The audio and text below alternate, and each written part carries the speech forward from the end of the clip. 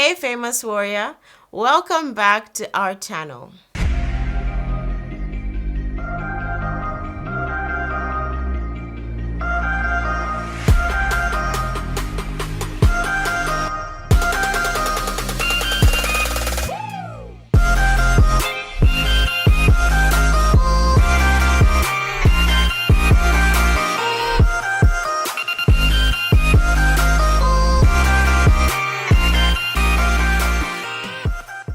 I hope this is becoming more and more of a safe place for you to come and get encouraged and be inspired to face the battles of life.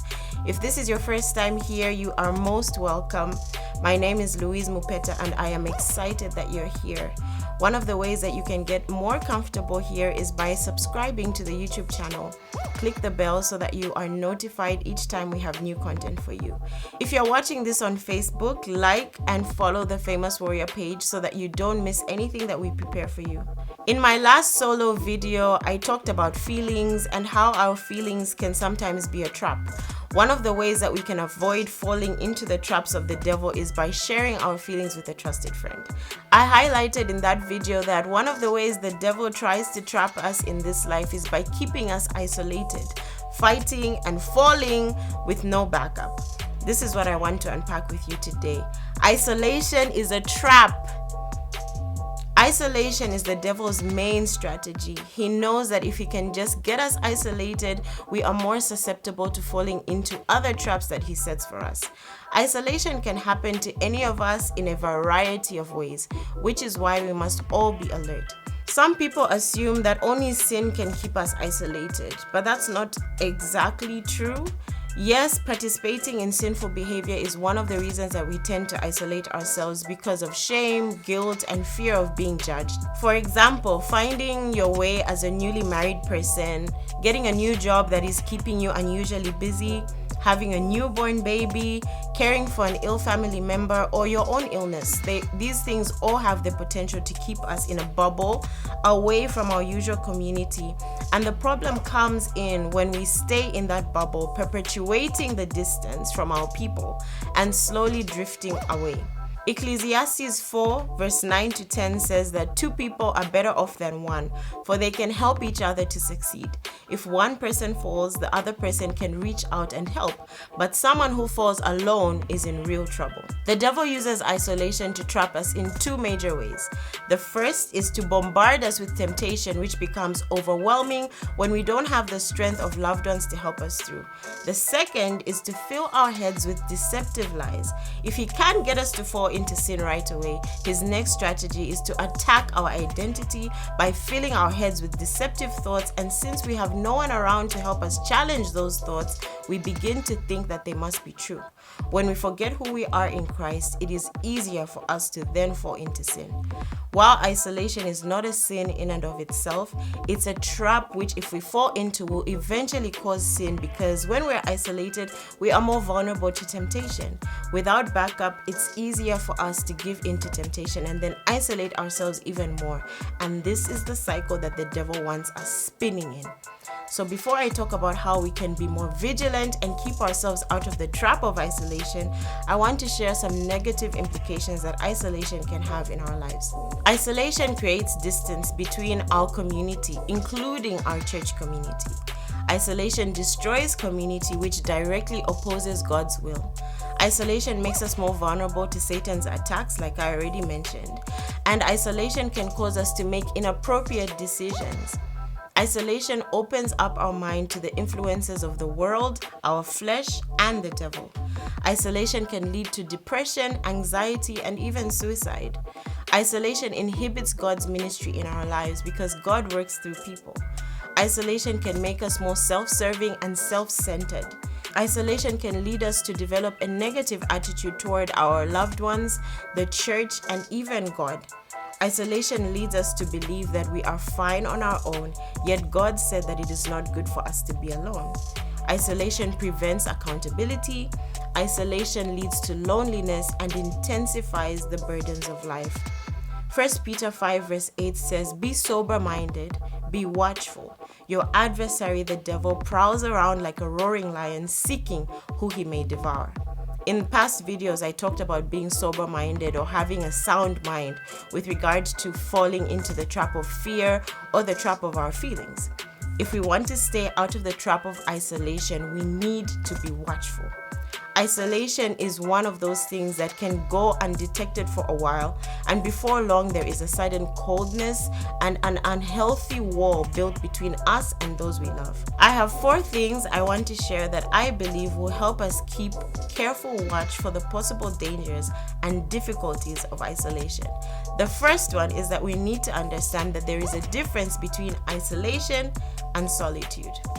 I know they sound similar, and if you look up the definitions, they both involve being alone, but there's a big difference between the two. As an introvert, I need solitude to just be with me and God alone in my thoughts, unplugged from everything, and I need that solitude because I have to recharge my internal battery. If I don't recharge that internal battery, I get cranky and it's not great. That internal battery needs to be charged by me being by myself so that I'm able to give of myself to my loved ones. If you are an extrovert, then you recharge by being with people. You like to spend time with people, and that's what recharges your battery, and that's okay. Jesus loved people, and he also purposed to be alone, often retreating to secluded places for a time to think and pray. The key here is for a time. Solitude is taking a break to connect with yourself and with God, to recharge so that you're able to engage with your community in a much healthier way. Isolation, on the other hand, is cutting yourself off from others with no intention to purposefully reconnect, while internally desperate for validation, recognition, and that same recognition. Usually when you're isolated, you want people to reach out to you, but you don't want to be the one to take the first step. You make certain statements or do certain things that are kind of attention seeking, for lack of a better word, because deep down inside you long to be reconnected, you long to have that recognition, you long for somebody to validate you. In my last video, I talked about how we all have an internal desire to have somebody witness our lives, and the thing is, even when we're isolated, that desire doesn't go away, it's still there. And so when we're isolated, we make that decision to cut ourselves off. And sometimes it starts, like I said earlier, it starts because of something legitimate. It starts because you have something that's going on. But then the problem comes when it perpetuates and you don't take the first step. I'll give an example. When I had my daughter, they always say sleep when the baby is sleeping, when you just have a newborn. And so that's what I would do. In the morning, my husband would take Caleb to daycare and he would go to work. And I was still on the whole 2-hour breastfeeding thing. So every time I'd put the baby down after that 2-hour feed, I would try and take a nap. And I can't sleep with like complete silence. I have a sound machine on my phone, and so I'll turn that sound machine on and try and take a nap while the baby was sleeping. And I had this friend who would be constantly calling me, like every day. She would call like 2-3 times, even if I don't pick up her call.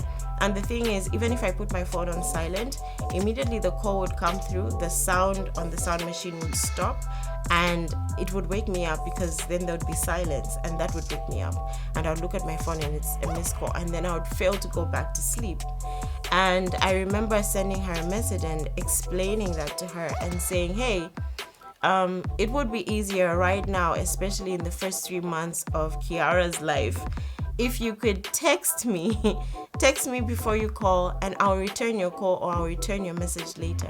I understand that you're trying to check up on me and you want to chat and stuff, but right now I'm like so sleep deprived and I'm trying to get to sleep when the baby is sleeping.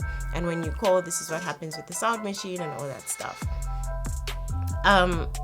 Outside of that, if anybody who knows me knows that I don't like being called. Like, send me a text.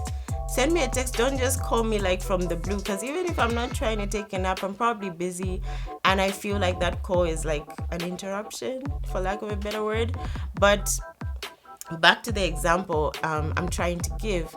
My deciding not to take phone calls or to say, hey, text me and I'll get back to you later, was not me cutting myself off. It was me trying to kind of set a boundary to help me navigate the space that I was in so that I could get into a rhythm. And when I was in that rhythm, when Kiara was a little older, when we went from 2-hour feeds to 3-hour feeds, and I had a bit more wiggle room when she started sleeping through the night and I didn't have to try and catch a nap every time during the day, I was able to re-engage with my friends. I was able to reconnect. If somebody called me, I could pick up, or if somebody texted me, I could respond right away because I wasn't sleeping or I wasn't trying to, play with the baby and things like that. So the key here is that it's for a time. Isolation doesn't have a time frame to it. It's kind of open-ended, and it leaves so much room for the devil to do whatever he wants to do, because we are not purposefully planning to reconnect. It's not like we're saying, okay, when I get my feet in this new job, when I kind of find my way, then I'll get back to hanging out with my friends, I'll get back to serving at church. But right now I'm in this new job and it's really competitive and I'm on probation and I just want to bring my A game. So I'm gonna take a minute and just put myself 100% into this, and then when I find my feet, I'm purposing to reconnect. Isolation doesn't have those intentions. Isolation is saying, well, I just want to be by myself and I don't want to hear from anybody. I don't want to talk to anybody. Maybe it's because you did sin and you're feeling that shame. You're feeling like if I spend time with people, they'll know, the secret that I'm hiding. Or if I spend time with people, they'll want to ask what's been going on with what they heard and stuff like that. Or it's just maybe you're going through something. Maybe you're having a tough time at work. Maybe you're having a tough time in your marriage. And instead of reaching out, you withdraw because you need that space to yourself, but then you don't realize that there's that thin line between solitude and isolation. And if you're not careful, it can quickly turn into isolation, where now your friends kind of think, well, let's give her space, or let's give him space.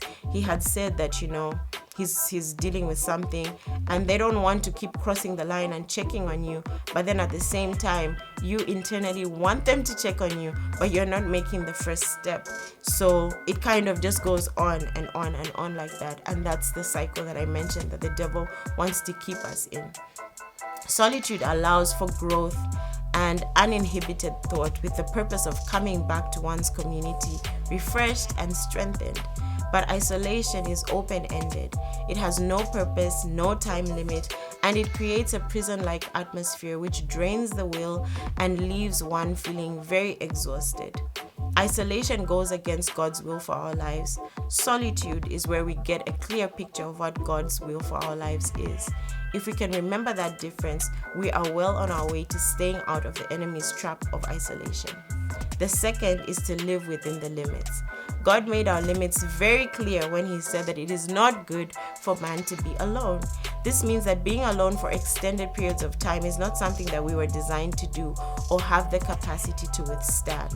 Solitude for a few hours or even a few days is wonderful. Trust me, I'm an introvert. I love it. I love being away with my husband, like away from the busyness of life, away from the kids and stuff, or even just spending time by myself alone to read or just to sit and think or to watch my own TV shows. So I'm all for solitude for a few hours or a few days. But becoming a professional Lone Ranger is not only not ideal, it's not cute, and it's not beneficial, because you can't do life alone. And you just end up looking weird. People are just like, wow, that person just all by themselves all the time. They're antisocial or whatever. So we want to be in a space where we can walk that line. We can take time away, go on leave from work, take time away from your kids, take a holiday by yourself, go for a drive, just sit somewhere under a tree, read a book, but not to have that be for long periods of time where now you begin to disconnect from people who are closest to you. Jesus came to die for our sins, using his own blood to satisfy the wrath of God. And he also came to teach us how to live. One of the important examples that Jesus gave was living his life in community. If anyone had the ability or capacity and cause to live life alone. It would have been Jesus, the Son of God, right?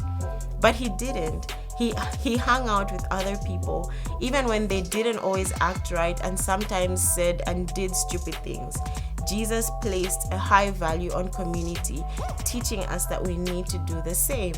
Jesus demonstrated to us that while in this body, as much as our vertical relationship with God can be all good, we will never reach our full potential without investing in our horizontal relationships with other people.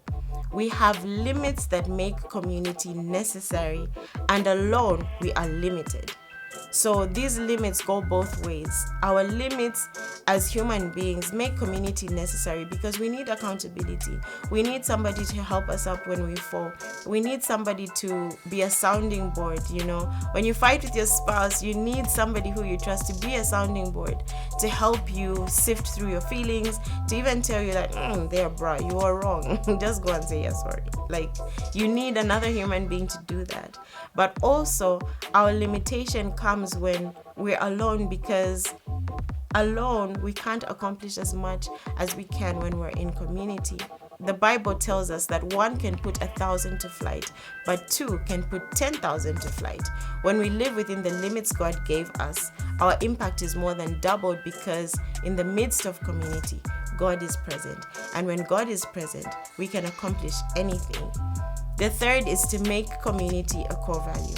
A core value is a non-negotiable principle that helps govern your life. If you have never taken the time to sit down and list your core values, you should take some time to do so. Try to keep them simple and to the point, and no more than 5 or 6. I have 5 core values, and they are growth with God, love and fun in my marriage and with my children, physical health and fitness, rest and relaxation, and lastly, genuine connection with family and friends. These core values help govern my life. They help me prioritize what I'm going to spend my time with. They help me know what to say yes to, what to say no to. They help me stay focused, and they help me remember what I have purpose to prioritize in my life. Core values can even change, like if you're in different seasons. If you're a student, one of your core values should be studying because that will help govern how you spend your time, how you make your decisions with where you're going to spend your time, who you're going to hang out with, how you spend your money. And when you get married, when you have children, again, your core values can shift and flow, and they can ebb and flow. But in every season, I think it's important for you to sit down and to list those things out. Put them somewhere where you can easily access them, whether in your phone or in a notebook, in your journal, and be constantly go over them to remind yourself of them and to check, okay, am I prioritizing these things in my life? Am I making room for these things that I have said I value? I have said that I want to be in the forefront of my life. In the book of Acts, chapter 4 and verse 23 to be specific, the Bible tells us that being let go, Peter and John went to their own companions and reported all that the chief priests and elders had said to them. You see, they had been arrested and questioned for preaching in the name of Jesus. And though they got away with nothing but a stern warning, they were threatened pretty much. They were told not to continue preaching in Jesus' name, and they were threatened. They needed some encouragement, and so they went to their own company, or we can say their own community. Do you have community? When you are in trouble, when you're discouraged, when you're unsettled, when you are afraid or tempted, or when you fall into temptation, when you give into that temptation, who do you call? You need to have community. You need to have your own company. In the same way that it said Peter and John went to their own company, you need to be able to have that. You need to be able to say that in your life. When this happened, I went to my own company. When I went through this situation, I went to my own company. When I fell, when I failed, I went to my own company. Your community is made up of people who have purpose to give witness to your life. As they do life with you, they challenge you, they inspire you, they motivate you, and at times when you forget, they tell you the truth and they remind you who you are and where you said you were going. So back to the core values again. Your core values dictate where you're going. They dictate how you're going to spend your time, how you're going to spend your money, and what route you're going to use to get to your destination, which is your vision or your purpose or your destiny, whatever you want to call it. And these people that are in your community, these people that are your companions, these people that have purpose to witness your life, they have to know those things. They have to know what you value. They have to know what is a priority in your life. They have to know where you're going. What do you feel God has called you to do? What do you feel your purpose is for this season, or your overarching purpose for life? And when you forget, because there are times when you're going to forget. There are times you're going to forget who you are. There are times you're going to forget, where am I even going, Lord? What, this thing is not working. Am I even doing the thing? Am I even on the right track? There are going to be times when you have such moments. And these people that have come alongside you and purpose to do life with you, they can look you in the eye, they can shake you and say, hey, you are a child of God. You are a son and daughter, or you are a son or daughter of God. And this is what you have purpose to do. This is what God has called you to do. I know you're going through a bad patch. I know things are not going the way you want them to go. I know you even made a mistake and you botched things. But God is able to redeem the situation. Come on, get up. Let's keep going. Having people like that in your life is important, it's necessary, and it's rewarding. So make it one of your core values and allow it to inform how you live your life. One of the ways community as a core value will inform your life brings me to my next and last point. Sow what you want to reap.